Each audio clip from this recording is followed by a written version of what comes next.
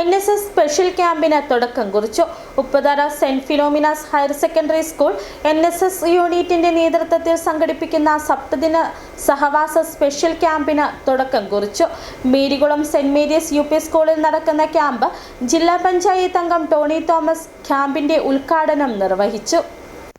ഇനിയുമൊഴുകും മാനവസ്നേഹത്തിൻ ജീവവാഹിനിയായി എന്ന ആശയത്തെ മുൻനിർത്തിയാണ് ഇത്തവണത്തെ ക്യാമ്പ് സംഘടിപ്പിക്കുന്നത്.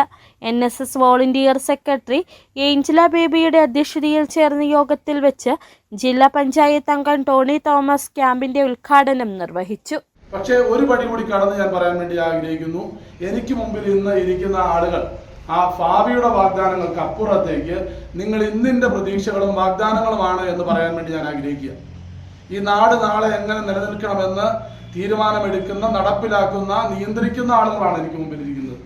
പക്ഷെ മറ്റുള്ള ആളുകളെക്കാളും ബ്ലോക്ക് പഞ്ചായത്ത് അംഗം ടോമി തോമസ്, ഗ്രാമപഞ്ചായത്ത് അംഗം ജയേഷ് ജോർജ്, ഫാദർ ഡൊമിനിക് കാഞ്ഞിരത്തിനാൽ, ജിമ്മി ജേക്കബ്, ടോമി മുഖാലയിൽ, റോയി എബ്രഹാം, സിസ്റ്റർ ജോളി, ബിജോമോൻ ജോസഫ്, സൗമ്യ രാജൻ, ലിനോ ലാലിച്ചൻ, ഗ്ലാഡിൻ തോമസ്, ആൽബിയ മനോജ്, അബീന ജോൺ എന്നിവർ പ്രസംഗിച്ചു.